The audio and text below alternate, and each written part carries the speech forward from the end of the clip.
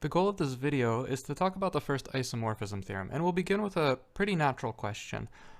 So we'll say, suppose we have a ring R and an ideal I, that's a subset of R, and I consider the ring R mod I. Right, so in our last video we saw a few examples of this ring, how to do computations in this ring, so on and so forth. But the question I really want to ask is R mod I isomorphic to anything more natural? So for example, by constructing R mod I, have I created a ring that might be isomorphic to the real numbers or the integers or some other more familiar ring, like maybe a matrix ring or something like that? So the goal of this video is to present a theorem that will answer that question. That theorem is called the first isomorphism theorem. So the theorem says the following. So if R and S are rings, and I have a surjective homomorphism from R to S, and I let K be the kernel of this homomorphism, then R mod K is isomorphic to S. So the main idea being that if I can exhibit an ideal as the kernel of some homomorphism, then R mod that ideal is going to be isomorphic to some maybe better understood ring that we might already have. So we'll begin by proving this theorem, and we'll spend most of the rest of the video doing examples. And then after the examples, we'll kind of tie up some loose ends about homomorphisms and ideals and things like that. But the main focus is going to be proving this theorem and working through some examples.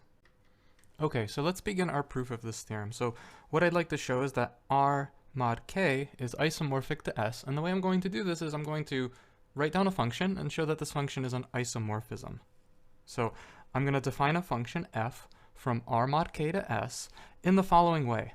I'm going to say f of A plus K, right? The elements of R mod K are cosets, so they'll form A plus K, where A is an element of R, and I need it to land inside of S. So the question is, how do I get an element of S? Well, I know phi will take elements of R to elements of S, so let's maybe try to define f of A plus K to be phi of A. Okay, so this is our definition. And the first thing I need to show about this function is that the function is well defined, in the sense that if I take two cosets and represent them differently, then they end up in the same place in S. So what does that mean? Well, that just means if A plus K and B plus K are the same coset, then f of A plus K is the same as f of B plus K. Right? That's what it means to show that this function is well defined. Okay, so let's try to do this. Well, I know that if A plus K is equal to B plus K, well, this implies that A minus B is an element of K. Well, what does that tell me? K is the kernel of phi, so this tells me that phi of A minus B is equal to 0, right? A minus B is in the kernel, so phi of A minus B is equal to 0. Well, I know that phi is a homomorphism, so this is the same as saying phi of A minus phi of B is equal to 0. And finally, this leads me to phi of A is equal to phi of B. And I should say 0 sub S, because this is the 0 element inside of S. Okay, so I have phi of A is equal to phi of B, and now let's look at f of A plus K and f of B plus K. I have that, so then I can write down f of A plus K. This is equal to phi of A. We've already established that phi of A is equal to phi of B, but I also know that phi of B is f of B plus K. Okay, so I've established that the function is well defined. Now it remains to check that the function is a homomorphism, that it's an injection, and that it's a surjection. So we'll clean up and do that. Okay, so let's check that f is a homomorphism now. So I'm going to take f of A plus K plus B plus K, where A and B are elements of R. This is going to be, well, let's do what's inside the parentheses first. If I add the coset A plus K to the coset B plus K, this is the same as the coset of A plus B. All right, so I get the coset A plus B plus K. And I know what to do with this, right? A plus B is an element of R, so f of an element of R plus K is going to be, well, it's phi of that element of R. Right, so it's phi of A plus B. But I know that phi is a homomorphism, so this is just phi of A plus phi of B. And what do I know about this? Well, this is just f of A plus K plus f of B plus K. Okay, so I'm relying on the fact that phi is a homomorphism to be able to break things up appropriately. Okay, so let's try to do the same thing for multiplication now. So if I look at f of A plus K times B plus K, well, this is going to equal f of, I have to do what's in the parentheses first. So the coset A plus K times the coset B plus K is defined to be the coset of AB. So it's the coset AB plus K. And how is that defined? I now have an element of r plus k, so this is going to be phi of that element of r, so phi of a, b. And I know phi is a homomorphism, so this is going to be phi of a times phi of b. And then I know that phi of a is f of a plus k, and phi of b is f of b plus k. Okay, so I've established that f is a homomorphism. Okay, so now let's show that f is an injection. So I'll say, suppose that f of a plus k is equal to f of b plus k. My goal is to now show that a plus k is equal to b plus k, right? Well, what does this tell me? This tells me that phi of a is equal to phi of b, but that tells me that phi of a minus phi of b is equal to 0. Well, this tells me that phi of a minus b, phi is a homomorphism, so I could rewrite this left-hand side of phi of a minus b is equal to 0. And this tells me that a minus b is in the kernel of phi, right? So this tells me that a minus b is an element of k. And what does that tell me? Well, this tells me that a plus k and b plus k are the same coset. Okay, so we have that f is an injection. Okay, and lastly, we need to show that f is also a surjection. So I need to show that given any element of S, it comes from some coset in R mod k. So let's do that. So I'll say let little s be an element of S. Well, let's see what I know. I know that phi is a surjection, right? So I could say since phi is a surjection,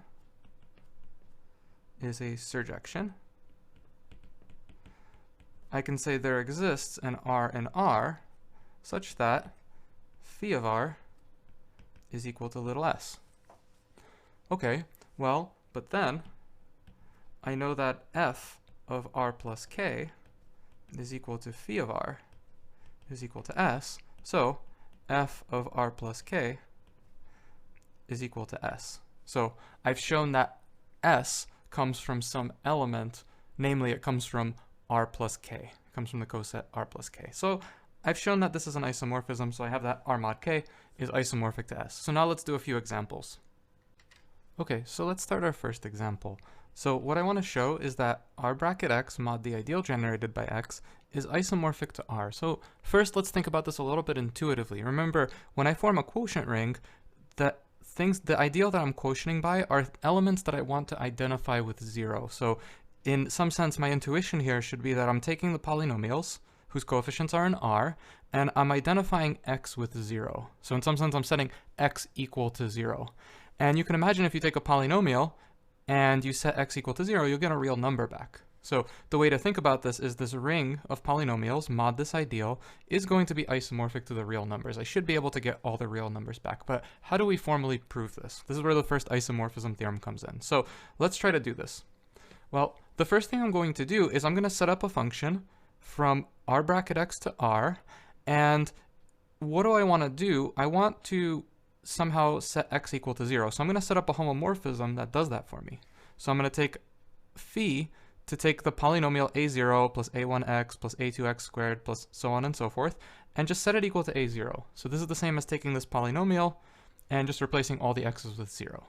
Okay, so the first thing I need to show is that phi is actually a homomorphism, so we'll do that. Then I need to show that phi is a surjection, and then I need to determine its kernel, right? So first let's show that phi is a homomorphism. Okay, so I've set up two polynomials here, a of x and b of x, so I've written out their terms. And let's look at why phi is a homomorphism. Well, if I look at phi of a of x plus b of x, well, what does this polynomial look like? It's phi of the constant term is a0 plus b0, the x term is a1 plus b1x, and so on and so forth, right? I don't really care what the powers of x are because I already know what phi does. Phi will just split off the a0 plus b0, right? It just splits off the constant term. Well, what do I know? I know that a0 is actually phi of a of x. And I know that b0 is phi of b of x. So I have that this function preserves addition. I have phi of a plus b is equal to phi of a plus phi of b. So now let's check multiplication. So similarly, I need to check phi of a of x times b of x. Well, what does this product look like? I know that the constant term is going to be a0, b0. The x term is going to be a0, b1 plus a1 b0 times x plus so on and so forth. And remember, for the purposes of this homomorphism, I don't care about what the x term is or what the x squared term is, so on and so forth. This homomorphism only cares about what the constant term is. So this is going to just be a0, b0, right? That's the constant term. And I might notice that a0 is the constant term of phi of a of x, or rather the constant term of a of x, so that's equal to phi of a of x, and b0 is the constant term of b of x, so this is phi of b of x. Okay, so we've managed to show that phi is a homomorphism. The next thing we need to show is that phi is a surjection. So let's do that. So what I'm going to do is I'll say let r be some real number, and then I just need to find one polynomial that maps to r, right? Well, so an easy polynomial is the polynomial r plus x. That's an element of r bracket x. And I know that phi of r plus x is equal to r. Right? So I've managed to find a polynomial that maps to my real number r. Okay, so I've shown that's a surjection, and now I just need to find the kernel of this homomorphism, so let's make some space and do that. Okay, so let's carefully determine the kernel of phi. So I know that the kernel of phi, these are all the polynomials a of x in r bracket x, such that phi of a of x is equal to 0. Right? The kernel is all the elements of the domain that get mapped to 0. Okay, so let's see what these look like. So these are all polynomials of the form a0 plus a1x plus dot dot dot plus an x to the n, such that phi of this polynomial a0 plus a1x plus dot dot dot plus an x to the n is equal to 0. Okay, well, these are all the polynomials of the form a0 plus a1x plus dot dot dot plus an x to the n, such that, well, what is phi of a0 plus a1x plus so on and so forth? That's just a0. So it's all the polynomials whose constant term is 0. Right? So these are all the polynomials of the form a1x plus a2x squared plus dot dot dot plus an x to the n. Right? And if we want to put a condition, well, we know these coefficients are real numbers. Right? And what do we know about this? Well, these are all the multiples of x. Right? These are all the polynomials that are divisible by x. So what is this ring? Or rather, what is this ideal? It's the ideal generated by x. Right? Every polynomial inside this set can have an x factored out of it. So that means that the polynomials in here are all just multiples of x. Okay, so what does this tell me? Well, by the first isomorphism theorem, I get that r bracket x mod the ideal generated by x squared is isomorphic to r. Okay, so that confirms my intuition about this, and it also concludes the example. Okay, so this leads us to an important example of a homomorphism. So if R is a commutative ring and A is an element of R, what I'd like to do is to take a polynomial whose coefficients are in R and set x equal to A. Right? So I'm going to define this function from r bracket x to r, and what it's going to do is it takes a polynomial and it returns f of a. And this function phi that I've defined is actually a homomorphism. I'll leave the details for you to check, and it's called the evaluation homomorphism. Okay, so this homomorphism is really, really useful when dealing with polynomial rings, especially when dealing with things like this first isomorphism theorem. So let's see an application of this. So what I'd like to show is that r bracket x mod the ideal generated by x minus 3 is isomorphic to r. And again, the intuition here is that I'm setting x minus 3 equal to 0. I'm identifying x minus 3 with 0. In other words, I'm identifying x with 3. So I'd like to show that if I take r bracket x and replace all the x's with 3, then I get a copy of the real numbers back. That's essentially what I'm doing intuitively. Okay, so let's do this. So what I'm going to do is I'm going to define this homomorphism phi from r bracket x to r, and what I'm going to do is I'm going to send the polynomial f of x to the real number f of 3. Okay, so the first thing I need to do is I need to check, so this is an example of my evaluation homomorphism, so we'll take for granted that it's a homomorphism. I need to check that this is a surjection, and then I need to go ahead and find its kernel. So first let's check that this is a surjection. So how do I go about doing that? Well, I'm going to take a real number r, and I need to find a polynomial that when I plug x equal to 3 into that polynomial, I get r back. So what's a natural choice? Well, one choice of such a polynomial is x minus 3 plus r. Okay, so what happens when I do this? Well, I have phi of f of x is f of 3, right? So this function phi takes x and plugs in 3. But what is this? If I look at my polynomial and plug in x equal to 3, I get 3 minus 3 plus r, but that's equal to r, right? So I have a polynomial that gets mapped to r, and I have that phi as a surjection. So now all that's left to do is to check that phi, well, to find the kernel of phi. Okay, so let's find the kernel of phi.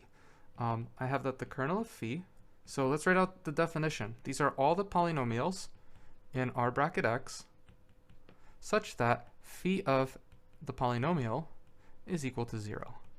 Okay, so what does this mean? These are all the polynomials in r bracket x such that f of 3 is equal to 0. And now let's kind of recall some facts, right? I know from one of our earlier videos on polynomials, f of 3 is equal to 0 if and only if x minus 3 divides f of x. And what does this mean? This means that f of x is a multiple of x minus 3, so f of x lives in the ideal generated by x minus 3. Okay, so let's put that to use. So this is the set of polynomials f of x such that x minus 3 divides f of x. Okay, and what is that equal to? Well, these are the polynomials f of x such that f of x is in the ideal generated by x minus 3. But what is that? That's just the ideal generated by x minus 3, right? So I've shown that the kernel of phi is equal to the ideal generated by x minus 3. So by the first isomorphism theorem, I can now say r bracket x mod the kernel, we've identified the kernel as the ideal generated by x minus 3, is isomorphic to r. Okay, so we have our proof. Okay, so now we'll look at a slightly more interesting example. So let's consider the ring R of functions from the reals to the reals. So we showed in an earlier video that this was a ring. The operations are pointwise addition and pointwise multiplication. So f plus g of x is f of x plus g of x, and f times g of x is f of x times g of x.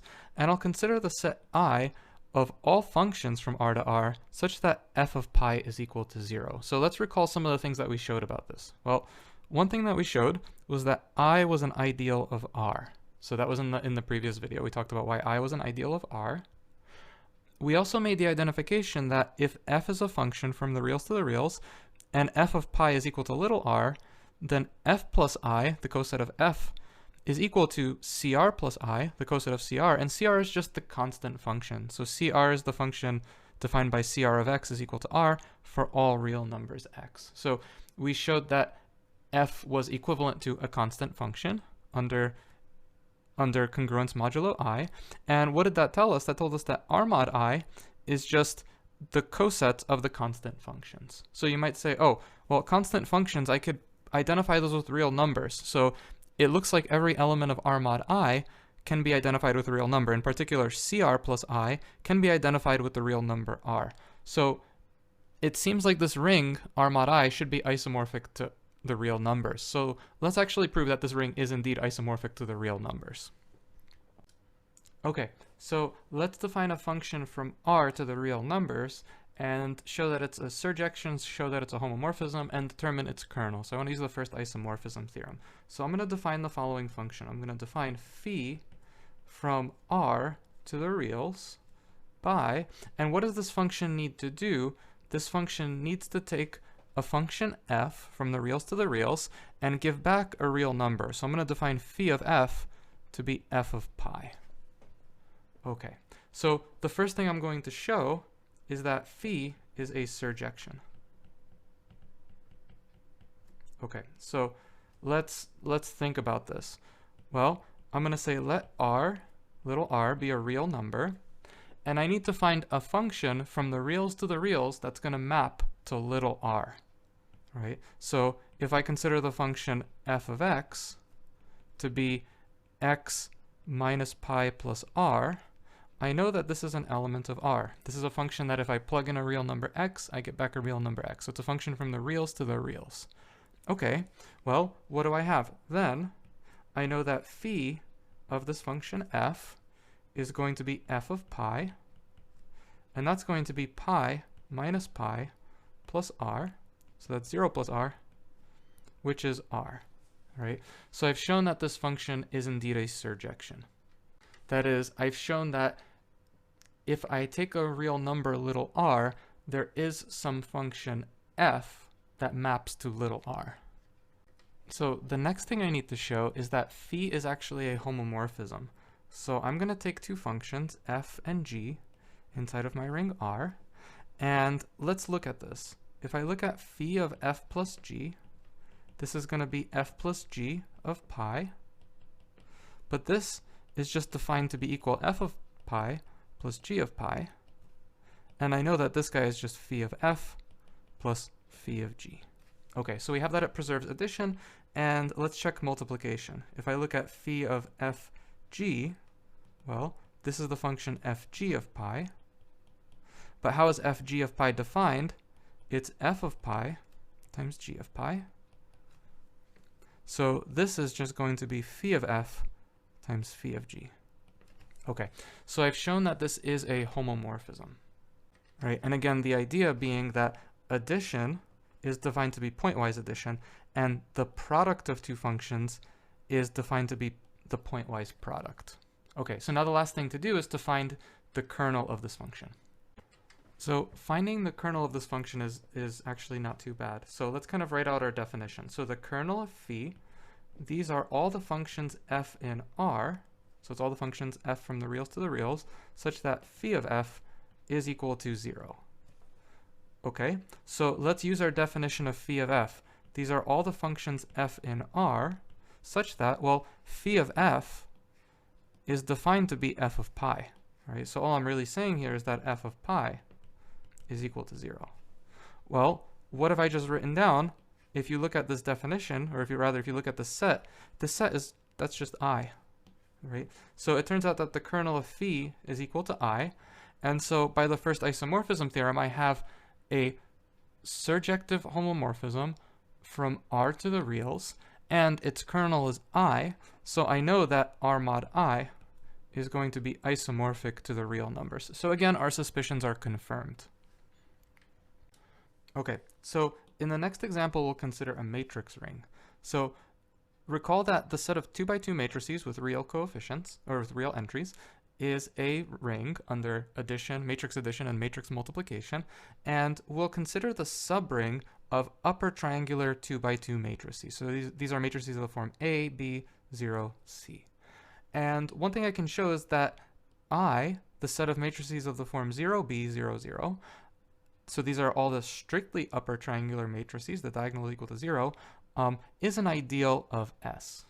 And then the question I might ask is, well, what is S mod I isomorphic to? So in some sense, what I'd like to do, the intuition here, is that I'm looking at all these matrices that are upper triangular and setting B equal to 0, right? So that's kind of the intuition.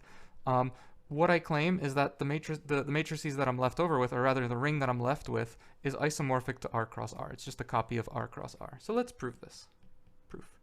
So what I need to do is I need to set up a homomorphism from S to R cross R that's surjective and whose kernel is 0B, 0, 0. So what I'm going to do is I'm going to let phi from S to R cross R be the function, well, I need to take a matrix A, B, 0, C and produce an ordered pair of real numbers. So I'll produce the ordered pair A comma C, right? And the idea is I want to make sure that everything of the form 0B, 0, 0 gets mapped to the element 0, 0 in R cross R. Okay, so let's check that S mod I is actually isomorphic to R cross R. So the first thing I need to do is I need to check that phi is a homomorphism. Okay, so let's check that phi is a homomorphism. So if I consider phi of, let's consider two matrices, A, B, 0, C plus D, E, 0, F. Well, what does that equal? This is going to be phi of, well, I have to add the two matrices first, so it's going to be A plus D, B plus E, 0, C plus F. And then according to my definition, this is just the ordered pair A plus D, comma C plus F. And then using addition, inside of r cross r, this is a comma c plus d comma f. And what do I notice about this? Well, this guy right here is just phi of a, b, 0, c. And then the second guy is just phi of d, e, 0, f. Okay, so I have that this function phi preserves addition, and now I just need to check multiplication. So I'll have that phi of a, b, 0, c times d, e, 0, f. What does that equal? Well, I have to multiply the matrices together first. So when I multiply these two matrices, I'll get AD. The next entry is AE plus BF. The next entry is 0. And the next entry is CF. So what does that leave me with? This leaves me with AD, comma CF. And I know by definition of multiplication, this is A, comma C times D, comma F. And then what is A, comma C? Well, that's just phi of A, B, 0, C. And what is D, comma F? Well, that's just phi of D, E, 0, F. Okay, so I've shown that this map phi is a homomorphism. Let's clean this up and next show that this is a surjective map. Okay, so showing that this map is surjective is actually pretty trivial. I need to show that if I take an ordered pair in R cross R, there's some matrix in S that it comes from. Well, then, what do I know? I know the matrix A0, 0C is an element of S, and, right, because the entries are real numbers, and phi of A0, 0C is equal to A, comma C. Okay, so I've produced a matrix that maps to the pair A, comma C. Finally, let's determine the kernel of this map. So if I look at the kernel of phi, so let's write this down. These are all the matrices A, B, 0, C inside of S, such that phi of A, B, 0, C is equal to 0, 0. Right? So these are all the matrices of the form A, B, 0, C in S, such that A, comma C is equal to 0, comma 0. Well, what does that equal? These are all the matrices of the form A, B, 0, C, such that, well, what does that ordered pair tell me? It tells me A is equal to 0 and C is equal to 0. And then if I think about this, this is just going to be, well, if A is equal to 0 and C is equal to 0, these are all matrices of the form 0, B, 0, 0, such that, well, B is a real number. Right? And what do I call this set? I call this set I. Right? This was just my definition of I up here. Okay, so what have we shown? So I can say, hence, by the first isomorphism theorem, S mod I is actually just the ring R cross R. So this is isomorphic to the ring R cross R. Okay. Okay, so finally we'll finish up with two important theorems. So one thing that's interesting is that if we have a homomorphism, if R and S are rings, and I have a homomorphism from R to S, I can actually identify whether or not that homomorphism is an injection by looking at the kernel. So we'll show that phi is an injection if and only if the kernel of phi is just the the set containing the 0 element. So the only thing in the kernel is 0. Okay, so let's prove this. Right. So for the forward direction, I'll suppose that phi is an injection. Okay, so what do I know? Well, the first thing I know is that phi of 0 is equal to 0. So the 0 element is an element of the kernel of phi, right? In other words, that the set containing 0 is a subset of the kernel of phi. Okay, what I'd like to do is show that the subset goes the other way, that the kernel of phi is a subset of the set containing 0. Okay, so what I'm going to do is I'll say let R be an element of the kernel of phi. Well, then, by definition, I know that phi of R is equal to 0. And what do I know? I know that phi of 0 is equal to 0. Oh, so this should be 0s. I know that phi of R is equal to 0. And so I have phi of R is equal to phi of 0, right? Since these are both equal to 0s. And then I could say, since phi is an injection, I have that R is equal to 0R. In other words, R is an element of this set, right? So hence, I get that the kernel of phi is a subset of the one element set containing 0, right? So thus, I can conclude that the kernel of phi is just the set containing 0. Okay, so that's the forward direction. Okay, so let's go backwards now. So I'll suppose that the kernel of phi is the one element set containing 0, and suppose, let's say A and B are elements of R such that phi of A is equal to phi of B, right? And now my goal is to show that A has to equal B, right? So my goal is to show that phi is an injection, so that is that phi of A equal to phi of B implies that A is equal to B. Okay, so what do I get? Well, then I know that phi of A minus phi of B is going to be the 0 element of S. Since phi is a homomorphism, I can say phi of A minus B is equal to 0. And what does this tell me? This tells me that A minus B is an element of the kernel of phi, right? I know phi of A minus B is equal to 0, so A minus B is an element of the kernel of phi. Well, in other words, A minus B is an element of the one element set containing 0. In other words, A minus B is equal to 0. In other words, A is equal to B. Right? So I could say, hence, phi is an injection. And that concludes the proof. Okay, so finally in our last theorem, we'll consider what's called the canonical homomorphism from R to R mod I. So what is this all about? Well, I'll let R be a ring and I be an ideal. And what I'd like to consider is the map from R to R mod I, where I just take my element little r and map it to its corresponding coset.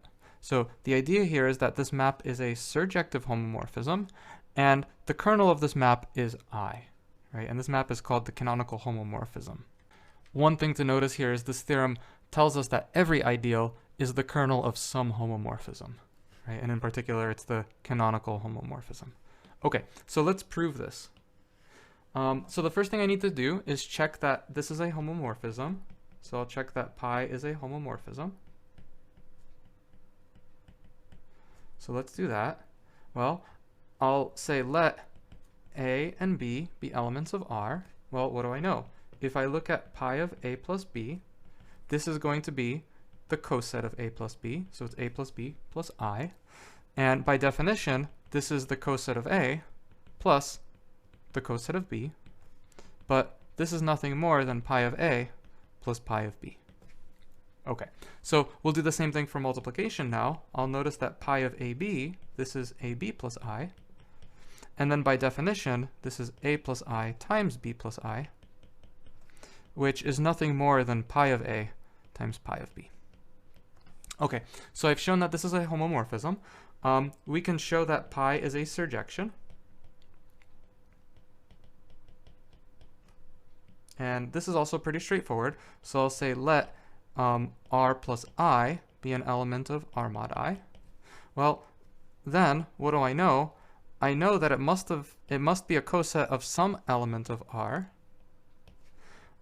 And I know that pi of that element, by the definition of my map, is the element plus I. It's the coset. Okay, so the surjection part is pretty trivial. Okay, so now let's clean up and find the kernel of this map. Okay, so finally we need to show that the kernel of pi is equal to I. So first I'll show that I is a subset of the kernel of pi, and then I'll show that the kernel of pi is a subset of I. Okay, so first thing I'm going to do is I'll say let little I be an element of I. Well, then I know that pi of little I is equal to little I plus I. It's the coset of little I. And what is this equal to? Well, this is equal to 0 plus I, since I, which is equal to I minus 0, is an element of I. So what does this tell me? It tells me, hence, little I is an element of the kernel of pi, right? We've shown that little I maps to the 0 element of R mod I. The 0 element is that coset 0 plus I. Okay, so that's one part of this. This gives me, so I could say, hence, I is a subset of the kernel of pi. And now I need to go in the other direction. So what I'm going to do is I'm going to say let A be an element of the kernel of pi. Right? Well, then I know pi of A, which is A plus I, has to equal 0 plus I. Right? If A is in the kernel, I know pi of A has to equal 0 plus I, but by definition, pi of A also has to equal A plus I. So the only way that that's possible is that if A plus I is equal to 0 plus I. But what does this tell me? Well, this tells me that A minus 0 is an I. But what does that mean? That means that A is an element of I. So I've shown that the kernel of pi is a subset of I. And now what I'm going to do is I'm going to take this fact, I is a subset of the kernel of pi, and this fact, the kernel of pi is a subset of I, and conclude, so therefore, I have that the kernel of pi is equal to I. Okay, and that concludes our theorem.